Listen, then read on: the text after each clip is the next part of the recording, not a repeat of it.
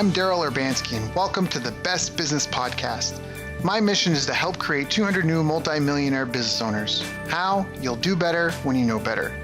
In my interviews, you'll hear from self-made millionaires, seven-figure business owners, authors, and world-class experts sharing how they did it so you can too, without experiencing the same obstacles they did.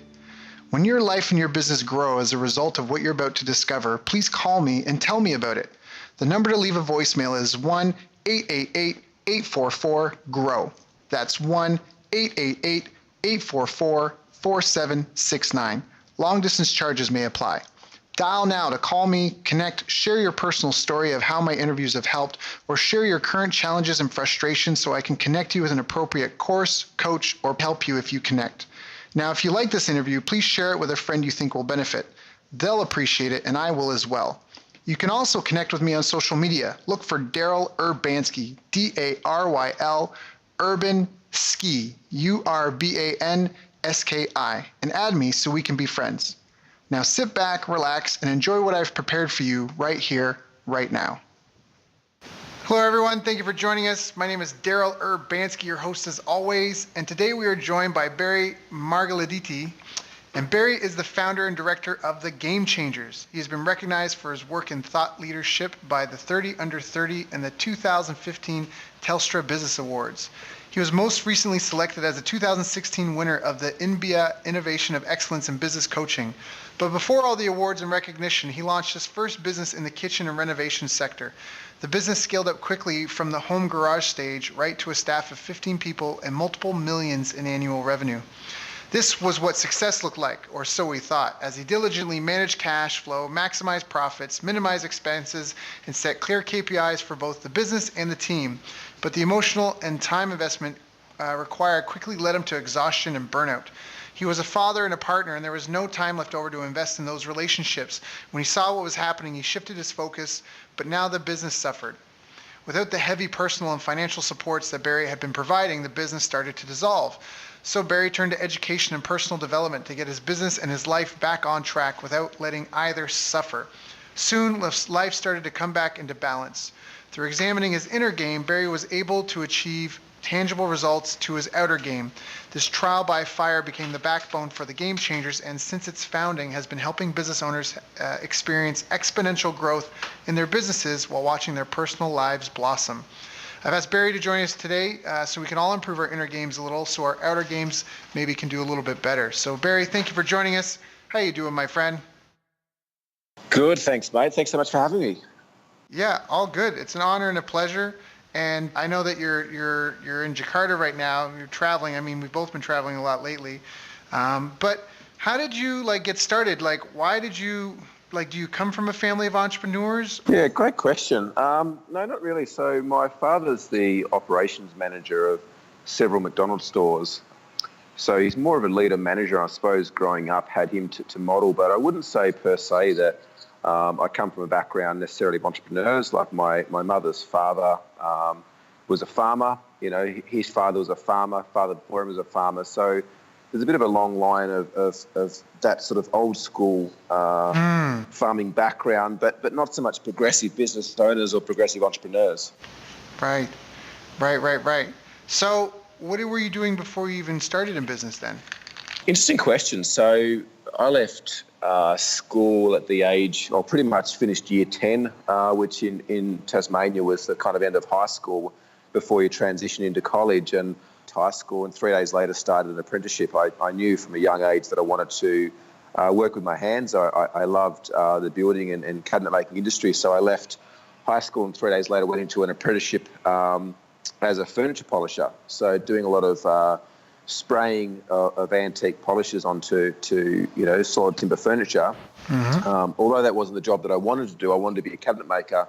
The position wasn't available, and so I thought that if I just got in the door and I showed them my skills, I'd be able to work to the position that was most heartfelt for me. And within 12 months of being with this particular company, they've seen the talents that I had, not only in the furniture polishing but cabinet making, and quickly moved me into that position, to which another year and a half later I actually finished my whole entire apprenticeship and went on from there. That's awesome. So, and then you decided to just kind of engage in your own business. I mean, How did you learn how to grow that company? I mean, where did you get your clients from? How did you, I mean, you started doing multiple millions in revenue. That's a lot. How old were you at the time? Sounds like you were just kind of a kid.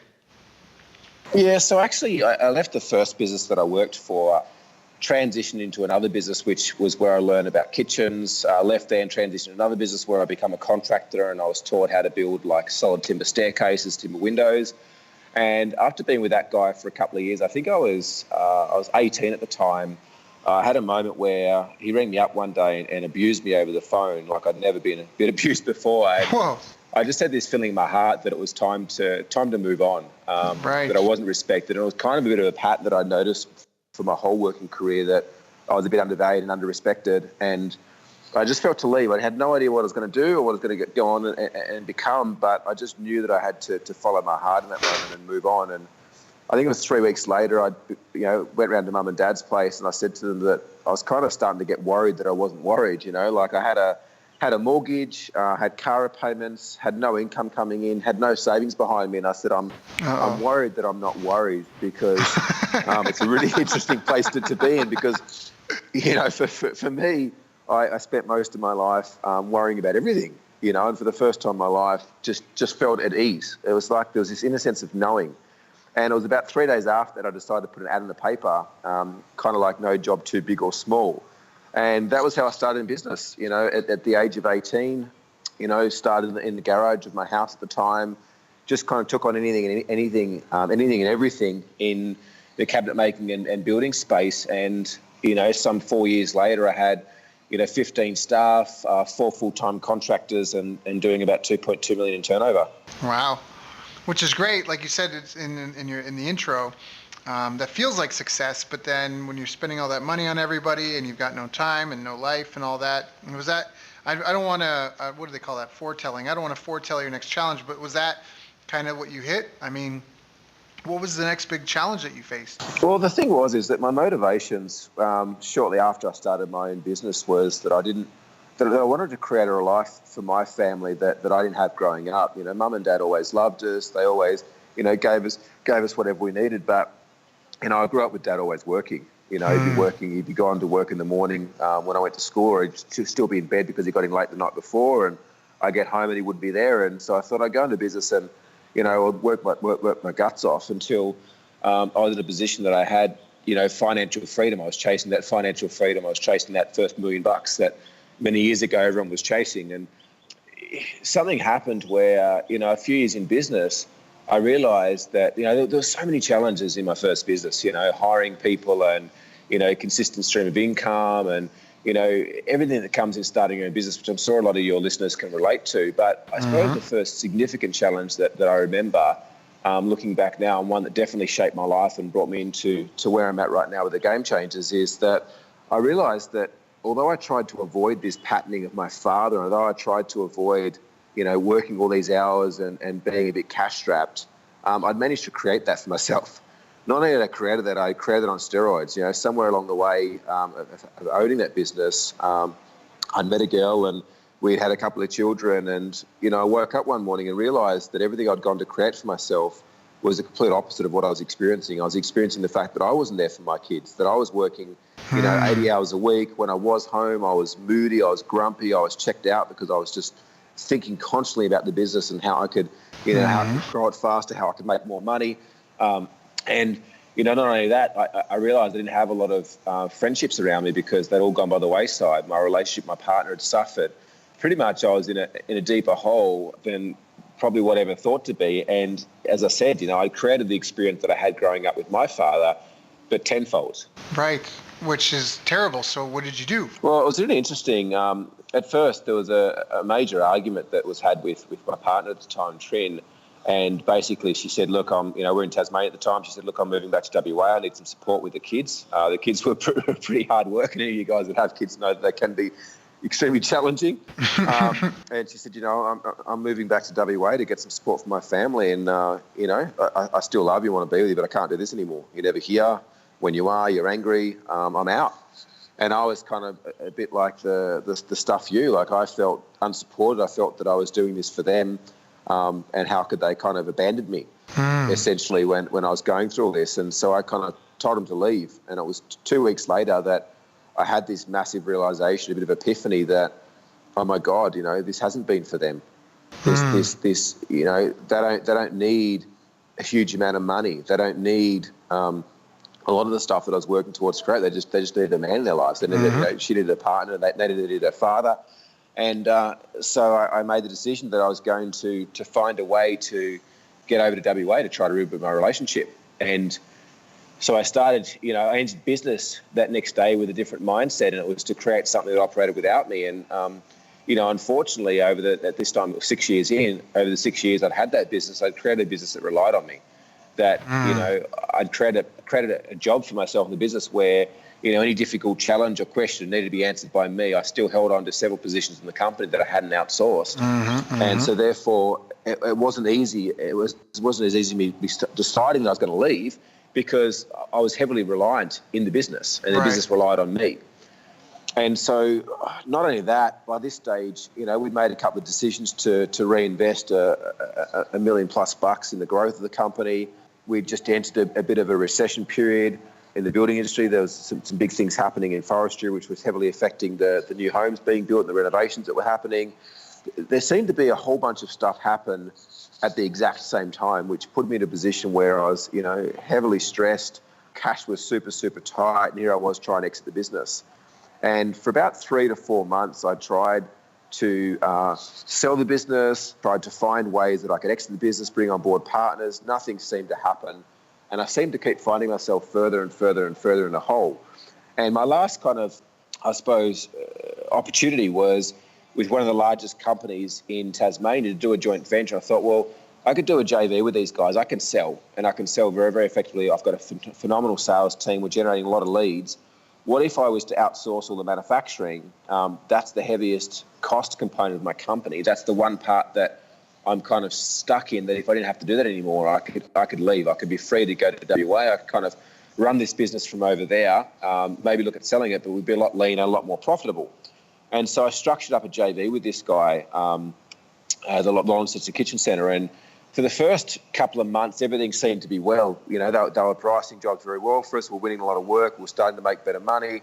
And we're in a position where we'd found people to take on board our machinery. And I ended up hiring his company or his trucks to move the last of my machinery to the coast. We found someone to lease it. So it basically meant that all our bills were covered. So any profit that we made was in the back pocket. So it was a great time, and I was really excited because it'd been 4 months of a lot of emotion, a lot of pain, a lot of sleepless nights, like a lot of really random thoughts, even to the point of suicide, which I never thought that would be something that I'd ever consider, knowing the kind of person that I was, very ambitious and very driven. And I went to him one day and I said, look, let's look at formalising something and really kicking some ass here. And he said, look, once the last of your machinery is gone and I can trust that you're not going to be manufacturing anymore, we can most definitely do that. Now, to me, that wasn't a red flag. I was like, well, this is cool. The guy's just a smart man. He's just doing his due diligence and making sure that I'm not going to come in the back door. And what ended up happening is no sooner an hour after his trucks had picked up the last machines, I was walking around my warehouse and I was sitting in a space of quiet satisfaction that I'd been faced with this massive adversity, and I'd found a way to overcome it. Persistence had paid off. I'm walking around the empty factory, quite happy and grateful that I knew that within a week I'd be able to fly back to be with my partner and my kids, and we could turn a new chapter. And I get this phone call. And the phone call's from this guy, Lee, the owner of the company. And he rings me up and he says, oh, hey, Barry, I've decided I'm not going to work for you guys anymore. It's just all too hard.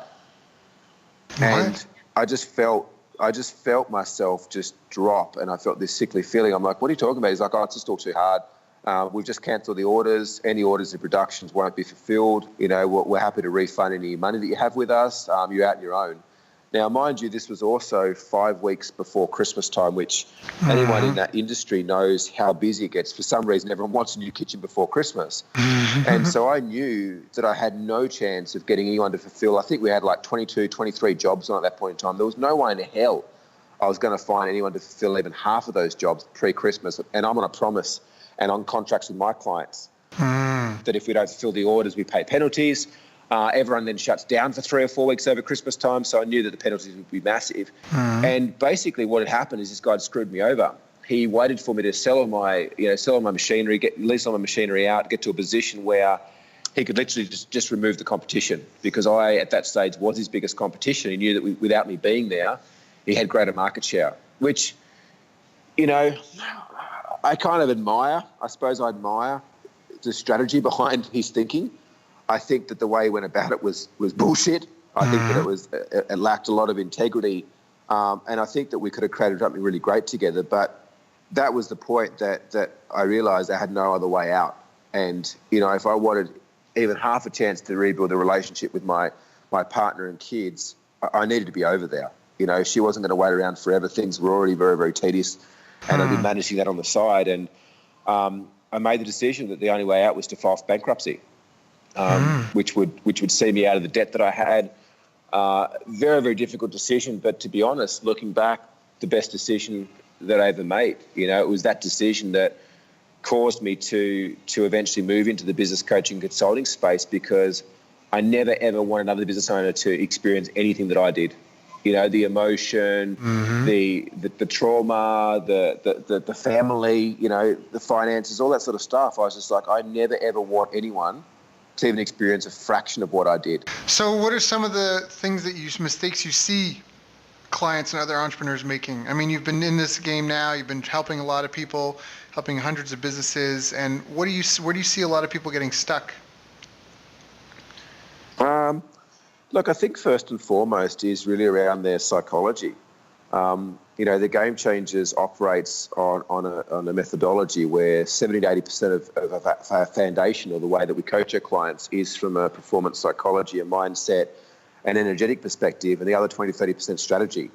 And we've got so many clients that we've worked with that, one girl in particular, Tash, when she came to us, she was a month away from filing for bankruptcy. She was only at that stage doing $4,000 a year in a business, which was, a $4,500 loss. And in the first 5 months, all we did was work on a mindset and coached her around that. We didn't touch the business. We didn't touch sales, marketing, anything like that at all. And she 12x'd. So 5 months later, she was doing $52,000 a year. She's still a client of ours now. 2.5 years later, she's now doing months of over 300,000.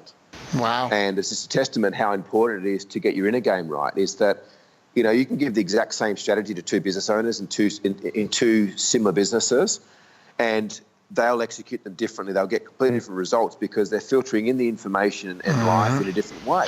Right. And so I think most importantly is to get your inner game operating in such a higher level. And I don't just mean like, saying some daily affirmations or thinking positively about the world. I mean, like, really work on your psychology. Hire a coach, hire someone that can dive into your shit, because we're all carrying it. Really dive into it and help resolve and get the resolution there, and find the benefits in the experiences that we've all had from a young age growing up. So I think number one is mindset. And then number two is, I think, be super clear on what it is you want to create for yourself. Like, a lot of people go into business with this idea of what they want to create, and they end up getting stuck in their business and lose focus on that. And often the way that they're going about it is not the only way they can go about achieving what they want to achieve. Often when we have clients come to us, we tip their business and they tip their business model and their offering on its head, and we find a much more effective way of going about executing their business plan and executing their goals, and we can help them achieve their goals in a fraction of the time that they would usually do it if they kept on going the path that they are. So I think number one is mindset. And I think number two, definitely be clear on where you're going, and equally too, where you're starting from, because that's equally important. The map without a starting point is useless. And I think number three is invest in yourself, like invest in coaches, invest in mentors, invest in experts to teach you, because a business will never outgrow its founder. And so in order for your business to keep growing, you need to keep growing, whether that's hiring kick-ass talent to fulfill roles that are weaknesses for you, or whether that's for hiring coaches and mentors to assist you in certain elements or aspects of the business. Be okay to invest in that. Like, the amount of people that I speak to that just aren't willing to invest themselves, they wonder why in 12 months, in 2 years, or maybe even a few months, their business goes under. Right. It's because they've got that scarcity mindset. People will always do more to protect what they have than to build something new. We'll do far more to protect $1 million than we will to go out there and make it. Right. And it's the wrong attitude in business. You need to be open to seeking growth. You need to be open to leaning into the discomfort. Yep. Yeah. What's they say? Keep doing what you've always done, you'll get what you always got. Yeah. So if you don't get outside that zone, it's going to be a big problem. So those are great. We talked about mindset and how people tend to trap themselves up, or they tend to just not see opportunities that are there because they're too caught in their own drama. Yeah. Clear down what they want to achieve, because without any destination, you don't know where you're going. Kind of knowing where you're starting at too, being realistic about the timeline and your resources. It's funny because right before this, I was just talking to someone else, and he said that his company that they had, he realized he said, I'm a realist, and I realized that the last 7 months we've been stretching ourselves too thin, so they cut their projects in half. They're going to do less, better, and to completion. So I think that speaks to what you're talking about, being realistic about that, and then investing in yourself, either by hiring people around you to support you, or just getting yourself personal help, whether it's an assistant, whether it's someone to help you, deal with other issues that you have or develop new skills. So I think that's a really big tool for anyone that's listening to this. I think that kind of hits a lot of check marks for people. Now, do you feel that there's any habits that you see your most successful clients and business owners demonstrating over and over? Habits. What a great question. I think I remember a significant one for me, and it seems to be common amongst a lot of successful people that I hang around with, is scheduling everything.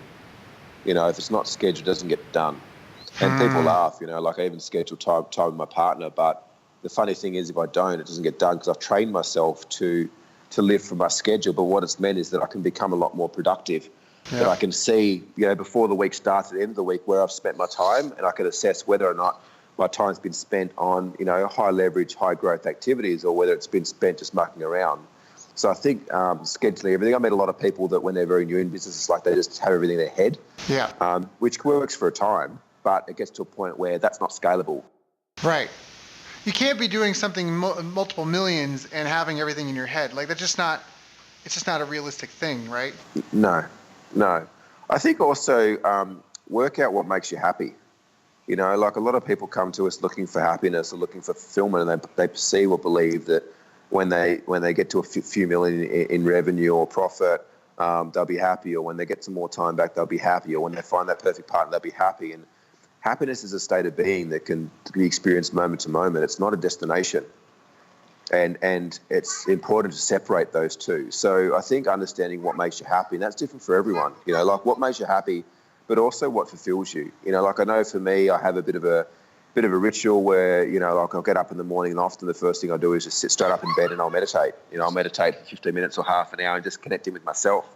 And I find that my day is vastly different doing that than if I don't do that. I know that it's important for me to go to the gym four times a week, and to do yoga a couple of times a week. And without that, I tend to build up a lot of stress in my body and my system. I love going for a swim in the ocean. So certain habits like that for me fuel me and balance me and keep me at a space of peak performance. But it is different for everyone. Some people love to read, some people like to listen to podcasts, some people like to go for walks, but spend some time working out what really makes you happy and what fulfills you and what, I suppose, fills your cup up. Because if you can't fill your own cup up, you can't expect to be able to fill other people's cups up. Yeah, you can't save someone if you're drowning yourself. I think that's some great advice. Yeah. So if there's a listener right now that is either starting out or struggling, maybe they're just confused about what to do, or they're feeling very overwhelmed, or they're stressed out about money issues, what would you recommend to that person? First and foremost, I suppose, it's a little bit different for everyone. It's hard to recommend a one-size-fits-all, but I think the first thing to do in any situation is to stop and take some time out. The same thinking that created the problem is not the same thinking that will create the solution for the problem. And so often when something happens, we get so obsessed, or we get so caught up in it, that we're not seeing things from a different perspective. So I think first and foremost is step out.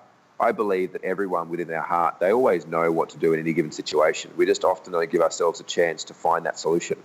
So I think that if they're experiencing some challenges or struggle right now, step out, go for a walk, take a day off, turn your phone off, turn your computer off, have a full day without technology, without people, just sit in your own thoughts and see what pops up. I think secondly is just notice the questions that you're asking, or notice the self-talk. Are you saying things like, why does this always happen to me? Or are you saying things, complaining, oh, this is not the way I want it to be? Or are you asking yourself quality questions that allow your conscious and unconscious mind to produce the answers? Okay, what is this teaching me right now? How could I find a solution? What's not perfect yet? What's the positive outcome out of what I'm experiencing right now? Because I haven't met anyone that hasn't been able to look back on major adversity or challenge in life years later and see the benefit that it's created. Everyone I've spoken to, whenever asked, what's the biggest challenge you've had and what did you learn from that, can always come up. And for me, certainly the biggest challenge I ever had was going through the bankruptcy period, but it's provided with the greatest life lessons and allowed me to be where I am today. So I think just realise that whatever you're going through right now is not forever. Right. It's a moment in time. You're going to get through it. You've gotten through everything else. The universe, God, whatever you choose to believe, is always aspiring to help you, right? It's always providing you, what you need, not what you want. So see whatever's going on right now as a blessing. See whatever's going on right now as a chance for you to learn and to evolve and to grow. And I think automatically that will start to change now. I think that's great advice, because exactly like you said, when you're in it, you can. It's almost like how your body swells. If you have an injury, like you stub your toe, it gets swollen. People have something that they're afraid of or fearful of, they tend to swell around it, focus on it intensely. Everything gets really tight and tense.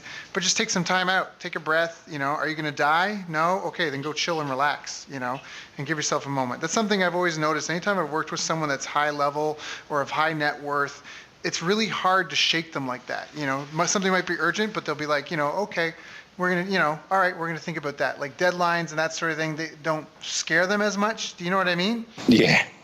Yeah, there was a funny thing that I got off a Buddhist monk once, who I went and seen speak, and he said, have you got a problem, right? It's like a flow chart, and it's like, yes, I've got a problem. It's like, cool, can you do something about it?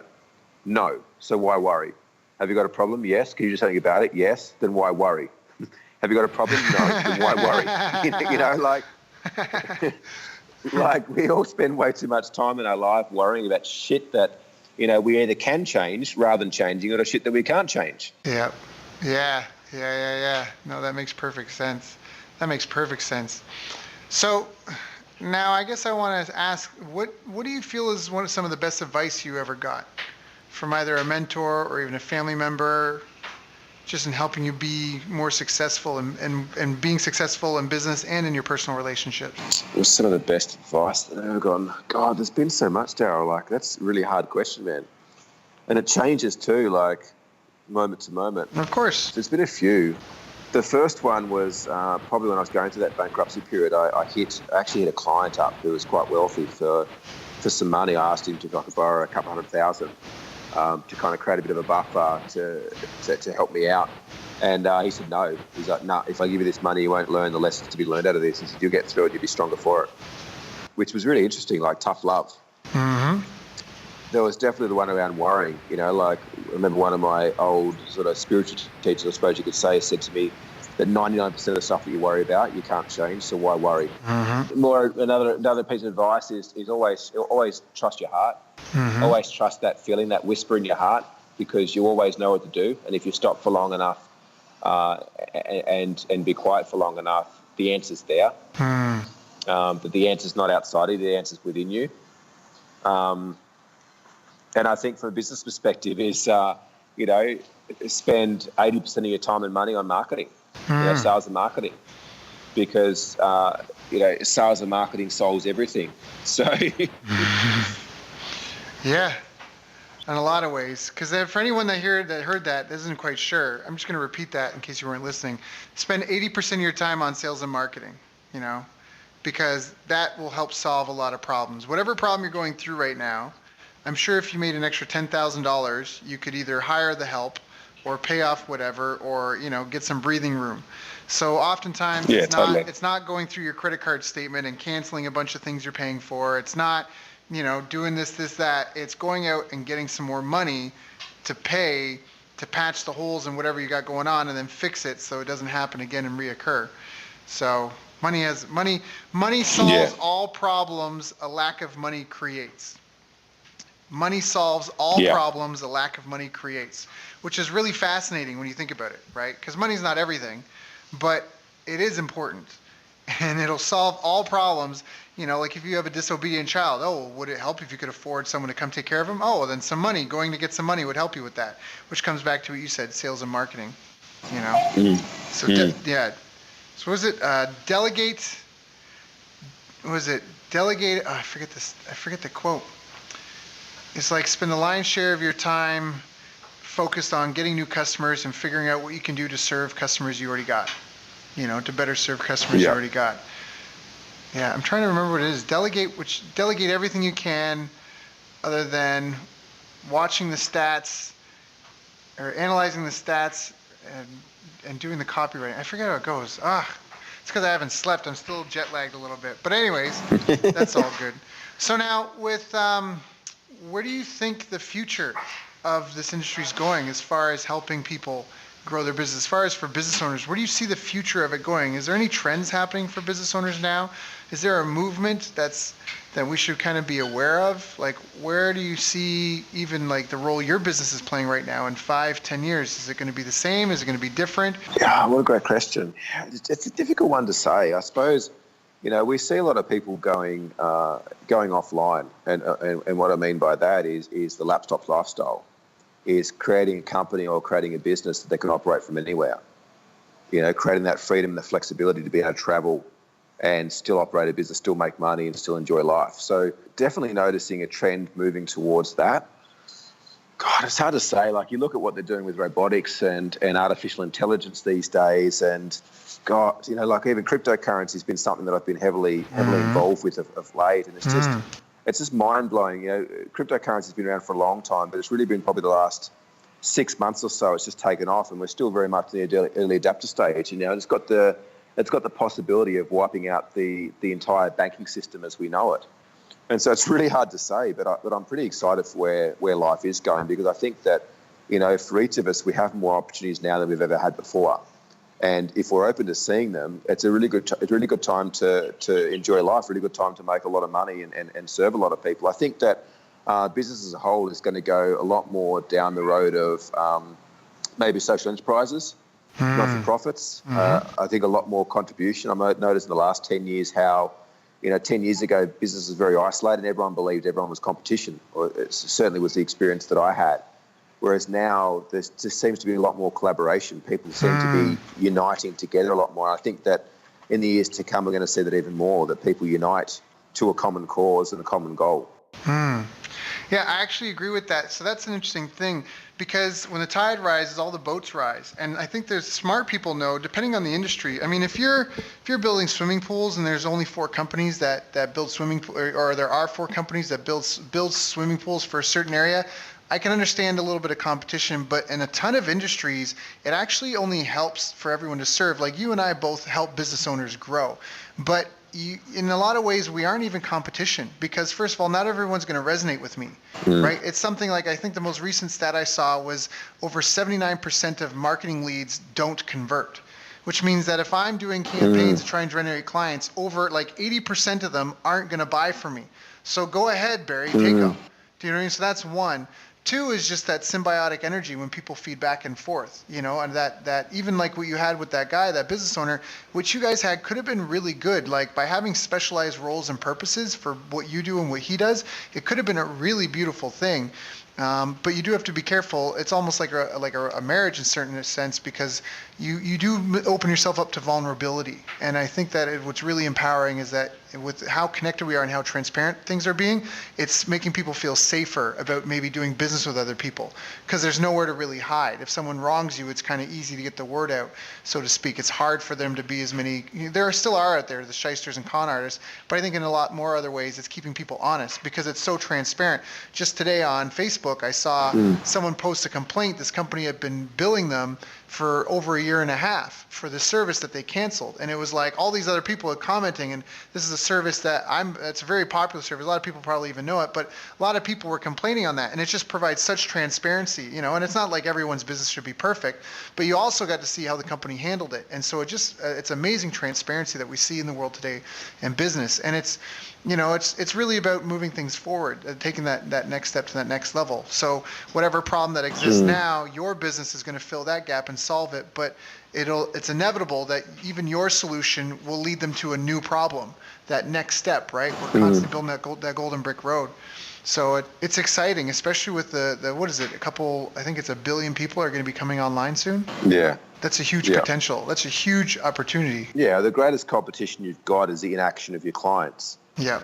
not other business owners. Exactly what you said. It's the inaction of your clients, with clients that are not willing to take action and move forwards. It's not your competition. Yeah. And when people get that, like, there's so many possibilities out there in business, Yeah. so many joint venture opportunities. Like, your company will grow far greater and far faster off a phenomenal JV opportunity than it will doing some Facebook ads. Oh, yeah. Facebook ads are fantastic, but you find the right joint venture and your business will just explode. Yep. Yeah. Yeah. Hands down. Hands down. Now, you do have to be careful with that. For some people, you need to make sure that you're prepared and that what you've got is somewhat tested, because that can also kill your business. So you're totally right. The fastest way to grow any business is with a strategic alliance with someone that's in a right position, that has already gathered your market, that's already gone through the time, energy, effort, and struggle. There's only 3 ways to get traffic. You can buy it, you can borrow it, or you can build it. So using my podcast here as an example, I could buy it by driving ads to people to go listen to my podcast. I could borrow it by, you're borrowing my traffic right now because you've got my audience lending their ear to you. And building is what I've done by producing content on a regular basis of a specific type that over time is like putting out bird feed every day. If you keep putting out bird seed in your backyard, more and more birds are going to come. So there's only those ways to build traffic. And so by borrowing someone's traffic that they've spent years and who knows how much money putting together, just very quickly without any upfront cost for yourself, you can go get a ton of sales and just split the money made with them. But to do that, typically you need to have some sort of track record and proof that you have something of real benefit, because otherwise they're risking their reputation on you. And so that's one part. That's right. And with Oprah, they used to send out like an investigative team. I was going to say a different word, but they would send out a team to actually like diagnose the business first before they would ever be mentioned or showcased on Oprah. They called it the Oprah effect, and it had just flattened businesses. Because she mentions your bakery and how great it is. All of a sudden, you get flooded with 1,000 customers. You have no idea. You weren't expecting it out of anywhere. Your phone's blowing up. People are lining up down the block. And we talk about that transparency. If your capacity is 50 customers an hour and you get 1,000, that means you're going to have 900 negative reviews. How are you going to dig your business out from underneath 900 negative reviews? So they would actually have a team that would go in and help the company prepare to brace and just do some basic maybe due diligence to prepare for the onslaught of customers that would be sent by Oprah. So, wow, interesting little rant. But for the most part, most people don't have to worry about that, right? But on the same token, I have seen people get exposure to 1 million eyeballs and get no conversions. So you have to test it small, make sure it works, and then you go scale it out with someone else really big fast. That's a great tip. Yeah. Do you feel that anything was ever really holding you back? No, only myself, to be honest. Yeah. Like as much as in the past I might have wanted to bitch, moan and groan and complain, the only thing that's ever really held me back is me. Fair enough. Me, my mindset, my thinking, the way that I was going about doing things or not doing things. And so how do you help business owners now? What is it that you're doing? We have a program called Opulence, or it's more so a system. And over the last 7 years or so, we've perfected a system for business growth. And we have a number of coaches. The program consists of some one-on-one coaching, because that's super important, especially to get your mindset aligned and to really, clear out all those cobwebs. But there's also a specific journey that we take businesses through, whether you're doing 50 grand a year or whether you're doing 15 million a year. Every company we work with so far has seen epic results in terms of increased revenue, increased profit, and getting the business owner out of the business. But equally too, probably one thing that I'm most proud of is the feedback that they have around how their life is transformed. Not many people come to us for that, and that's kind of the core of what we do, but people aren't buying that. People are buying that they want more money, people are buying that they want more time, want to get out of their business. And so we're selling what they want, but we give them what they need. So we give them all of that, we give them more money, give them more time, but most importantly, we give them a better quality of life, a quality of life where they can experience a sense of fulfillment and joy and happiness every day, because they love the journey and they're not so driven to get to a destination. The drive is still there for the destination, but it's not the be all and end all. And so if anyone's been listening to this and they really kind of resonate with your story and your vibe and your mission and kind of what you're out to do in the world, how do they get involved? How do they get in touch? The easiest way would be to hit us up on the website or Facebook page, which is www.thegamechanges.com.au. hit us up on there, send us through a message. They can find me online, Barry Magliarditi, Magliarditi. Hit me up. We can jump on a call, or my team can jump on a call, have a bit of a chat and find out, where you're at, where you're wanting to go, and whether or not you'd be a good fit to work with us to achieve that. That's awesome. So, question, I guess, is there anything in this time that I should have asked you that I didn't ask you? No, I think it's been a fantastic conversation and some really, really powerful questions, and I trust that everyone out there that's listening to this today has got a huge amount of value from the work that you do, mate. Obviously from the moment I met you, I knew that you were someone that was authentic, that you walked your talk, and so I was so privileged that you asked me to come on and have this chat with you. Yeah, well, it doesn't take a whole day to recognize sunshine, so I knew that you had some value to share, and I'm just glad that you could take time, because obviously, you're doing other things right now. You've got your own following, you've got your family that you could be taking care of, so I appreciate you coming and taking some time to share with me and my audience so we could all learn from your story, your experience, maybe get in touch with you if that's something anyone listening to this felt good about. I highly recommend that you reach out to Barry and get in touch. So just thank you for coming and sharing your time with us when I know you had other things to do. You're most welcome. All right, man. Appreciate you so much. Thank you for being a part of the show. And again, stay tuned. I guess we'll have you back sometime in about like a couple of months to a year. Get some follow-up on what's happening new with the game changers. What's changed? You've reached the end of our interview. Now, first, let me thank you for listening. I appreciate and respect you more than you'll ever know. And now I'd like to ask you a couple of questions. First, what 3 lessons did you just learn? What 3 aha moments just jumped out at you? Second, what can you implement for yourself and your business in the next 24 hours? Third, what can you give to someone else to help you with, or give to them to just do it for you? Whatever it is, remember, taking action is the secret sauce to results. Now, if you think this interview would be helpful for a friend, please give them a link to it. It'll help them and it'll help me too. I'd also like to invite you to help me find out more about the challenges you're facing, your dreams, your goals, and how I can help you overcome what's holding you back. We both do better when we know better, and your success is my success. So please reach out and interact. You can visit our website, bestbusinesscoach.ca for Canada or California, where I'm from and where I'm living. You're welcome to also try out one of our paid programs. You can find us on YouTube, Facebook, and pretty much every other social media channel you can think of. You should also subscribe to the podcast, and if you're enjoying them, please leave us a nice review. It really helps. That's all for now. Once again, thank you. Take care of yourself, and remember, the world needs the best business you can build. And I believe in you.